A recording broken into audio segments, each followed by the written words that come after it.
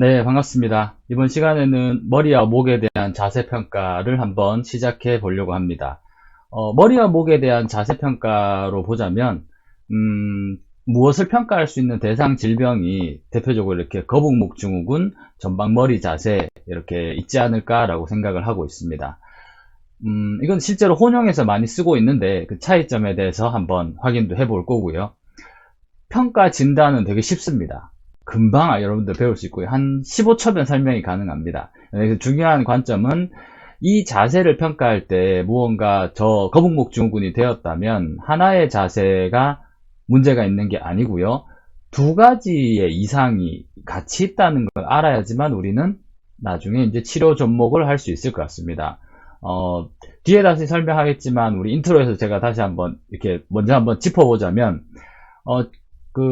가장 첫 번째 있는 사진이 정상이죠. 우리 목에는 척추에 전만이 있다라고 제가 설명을 했습니다. 노란색 선으로 앞쪽으로 이렇게 휘어짐이 있거든요.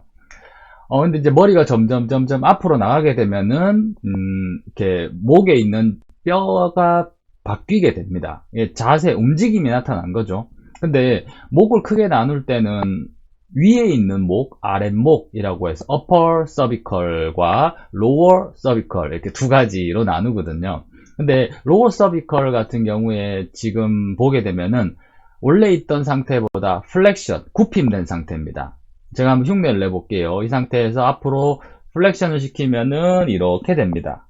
이 보면은 거북목 자세 아니죠, 보면. 이 거북목 자세가 되기 위해서는 위에 있는 upper cervical 같은 경우에는 익스텐션을 시켜야지 이 자세가 됩니다. 실제로 이렇게 두 개의 동작이 전혀 반대인 거죠. 밑에는 굽힘, 위에는 펴입니다. 근데 우리가 흔히들 이거를 해결하기 위해서 뭐 이런 여러 가지 운동들을 하고 있을 때 한 방향에 대한 것만 시키고 있죠. 이거 해결이 안 됩니다. 나눠서 시켜줘야 됩니다. 이 관점 알아야 되고요. 그 다음에 중요한 원인은 이렇게 된 상태에서 왜 이거를 굳이 이렇게 들려고 하느냐 바라봐야 되는 겁니다. 눈. 결국은 이 자세를 해결하기 위해서는 눈동자를 놓치면 안 된다라는 것을 꼭 기억해 주면 좋겠습니다. 자, 그럼 우리 본 내용을 들어가서 이렇게 저런 사진들을 되게 많더라고요. 거북목 증후군, 전방머리 자세. 사실 저 그림에서 이미 평가법이 다 나와 있는데 한번 공부를 해보도록 하고요. 영어 이름도 한번 짚어봅시다. 왜냐하면 조금 이따 구글링 결과를 보여드리려고 하거든요. 거북목이라고 해서 터틀넥 신드롬이고요. 터틀넥 포스처라고 하기도 합니다. 그 다음에 전방머리 자세라고 해서 머리가 앞으로 나가 있다. 포워드 헤드 포스처라고도 합니다. 근데 우리나라 사람들은 거북목 증후군 혹은 거북목 자세에 대해서 되게 친숙하고 많은데 자세 평가라는 관점을 놓고 보자면 글쎄요, 거북목 증후군은 좀 질병에 가깝고 자세 평가를 할 때는 전방머리 자세가 훨씬 더 많이 쓰입니다. 그래서 이렇게 구글에 보면 구글 스칼라 학술 검색 논문 찾는 사이트에다가 제가 검색을 해봤을 때 포워드 헤드 포스처라고 하면은 79만 개가 있어요. 이렇게 79만 개가 검색이 됩니다. 근데 우리가 더 많이 알고 있는 거북목 증후군인 터틀넥 신드롬이라고 검색하면 9,000개 정도 나와요. 터틀넥 포스처라고 검색하면 조금 더 늘어납니다. 한 2만 개인가 3만 개 정도 나와요. 근데 79만 개랑은 비교 불가죠. 포워드 헤드 포스처가 훨씬 연구의 관점 아니면 학술적인 거 이런 거 했을 때 더 많이 쓰는 단어입니다. 왜냐하면 우리 물리치료사가 환자를 평가했을 때 머리와 목 자세 평가를 했을 때 비정상이 나왔다라고 기록지에 적잖아요. 그럴 때는 터틀넥 신드롬, 터틀넥 포스처라고 적을 수 없습니다. 포워드 헤드 포스처라고 적어야 돼요. 그렇게 좀 알아두면 좋을 것 같고요. 거북목 증후군의 평가법 제일 대표적인 거는 이렇게 머리목 각도가 됩니다. 이렇게 CVA라고 약자로 많이 쓰는데 귀 구멍이라고 저는 훨씬 쉽게 설명합니다. 귀 구멍, 그 다음에 목뼈 7번 그걸 수평면으로 있는 선과 이게 만나는 지금 그림으로 보자면 저기 알파입니다. 알파 있는 데가 각도가 50도거든요. 근데 50도보다 머리가 앞으로 나가면 이 수평면의 각도가 이렇게 줄겠죠. 줄어듭니다. 그러니까 50도 미만이 되게 되면 우리는 거북목 증후군이다 라고 평가하는데 이거는 엑스레이로 하는 게 되게 정확해요. 왜냐하면 이렇게 뼈를 봐야 되니까 우리가 눈으로 하기에는 글쎄요, 뭐, 당연히 사용할 수도 있습니다만, 우리 이것보다는 이렇게 진단은 사실 이렇게 합니다. 두 가지거든요. 귓구멍과 아크로미온 두 가지에 이렇게 점을 찍어가지고 일직선이 정상이고요. 이게 보면은 머리가 앞으로 갔을 때 2.5cm 이상 차이가 나면 이 사람은 이제 뭐 거북목 증후군이다 혹은 전방머리 자세다라고 차팅 기록질을 합니다. 5cm가 되고 나면 이건 치료해야 돼요. 저도 평가해보면은 완전 일직선 아니거든요. 근데 저는 뭐 한 번씩 맞이 늘 치료받거나 저걸로 해서 불편함을 겪고 있지는 않습니다. 2.5cm도 안 되고 5cm보다 적기 때문에 그래요.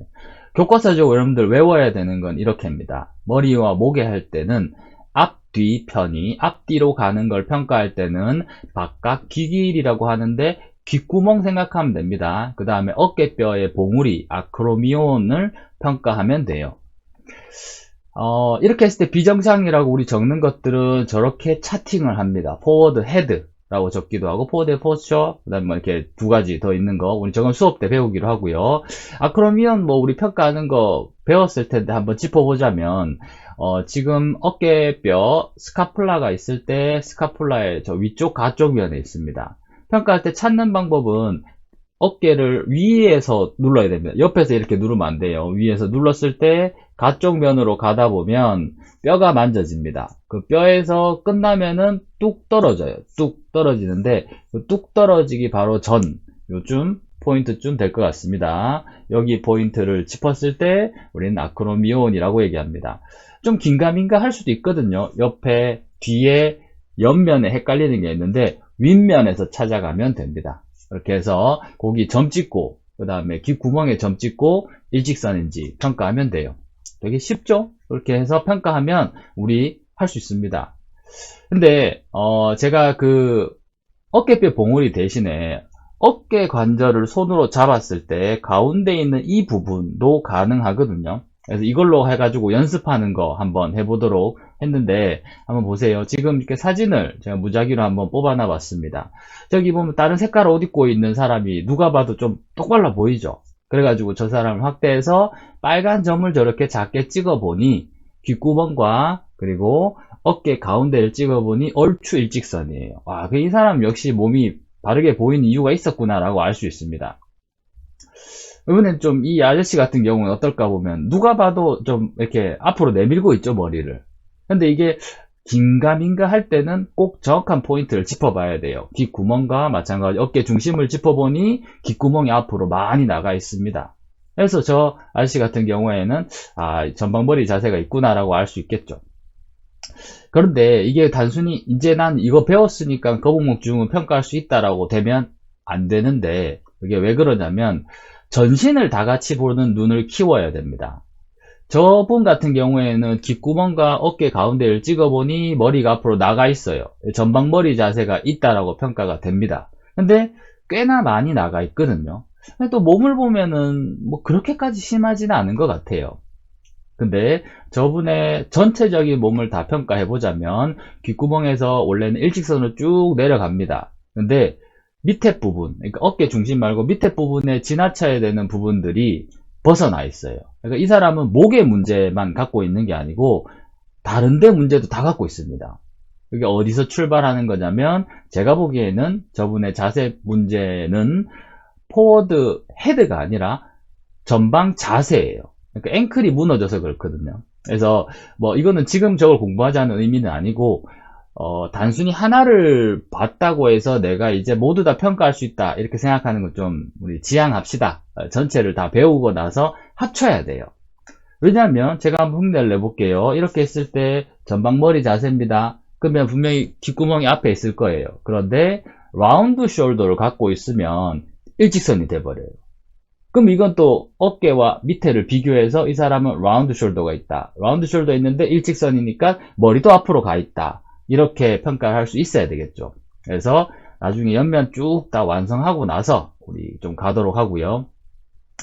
저는 이제 두 가지가 원래 보면은 사전적 의미도 비슷하게 쓰인다라고 얘기해요. 근데 비슷하다는 건 사실은 다르다는 거죠.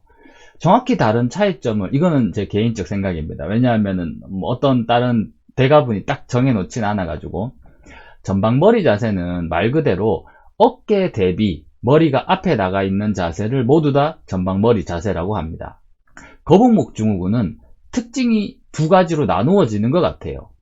아까 말했던 아래쪽 목 부분, 로어 서비컬, 넥을 서비컬이라 그러거든요. 로어 서비컬은 익스텐션이 되고, 어퍼 서비컬, 위에 있는, 어퍼 서비컬은 익스텐션, 미안합니다. 어퍼 서비컬, 위에는 익스텐션이 되고, 밑에는 플렉션이 됐을 때, 그때는 거북목처럼 쭉 나가 있다. 이렇게 바라봐야 되지 않을까라고 생각합니다. 그리고 아까 설명했던 거 다시 한번 더 짚어보자면, 일직선이 되어, 이렇게 전만이 적당히 있어야 되는데, 우리는 밑에 있는 로어 서비컬은 플렉션, 굽힘이 되고요. 이러면 거북목 증후군 아니죠.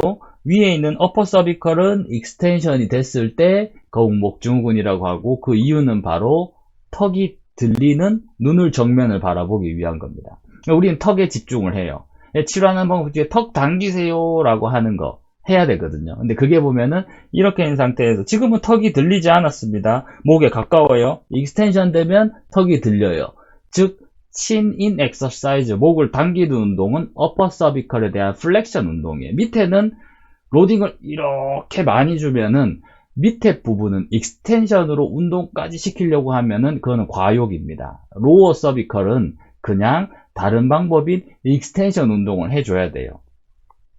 칠인할 때는 어퍼 서비컬, 목 들기 할 때는 로어 서비컬. 그래서 우리는 두 가지를 같이 섞어 쓰는 거거든요. 네, 그런 관점도 한번 생각해 봤으면 좋겠습니다. 그래서 치료는 사실 뭐 이렇게 물리치료뿐만 아니라 우리 질병이라는 거는 원인은 알면 해결 방법이 자연스럽게 돌아옵니다. 정상 자세로 돌릴 때 로어 서비컬은 플렉션 돼 있잖아요. 이걸 익스텐션 하기 위해서 하늘을 보면 되겠고요. 어퍼 서비컬 같은 경우에는 익스텐션 돼 있거든요. 턱을 당겨주면 되겠습니다. 근데 이 두 가지 운동을 할 때, 턱 당기기 할 때 로어 서비컬까지 당겨버리게 되면 로어 서비컬한테 무리가 가는 거고요. 이렇게 하늘 보기 할 때 턱을 미는데 너무 집중하고 나면 어퍼 서비컬이 익스텐션 되는 게 더 심해져요. 별로 안 좋죠? 어퍼 서비컬은 익스텐션 된 걸 플렉션 시켜야 되는데 이렇게 해서 더 들어버리면은 문제가 되겠죠? 그래서 이렇게 들 때 같은 경우에는 운동하는 사람이 어디에 집중하냐면 로어 서비컬이 확실히 펴졌냐 이거를 집중하는 게 좋습니다. 제가 다음에는 치료 영상도 한번 좀 만들어 볼까 생각 중에 있습니다. 네. 어쨌든 두 군데 부위에 대해 두 가지 방향에 대한 스트레칭이 필요하고요. 여기 더하기 시선 처리가 더해진다면 뭐 정말 완벽한 운동이지 않을까라고 생각을 합니다. 네, 감사합니다.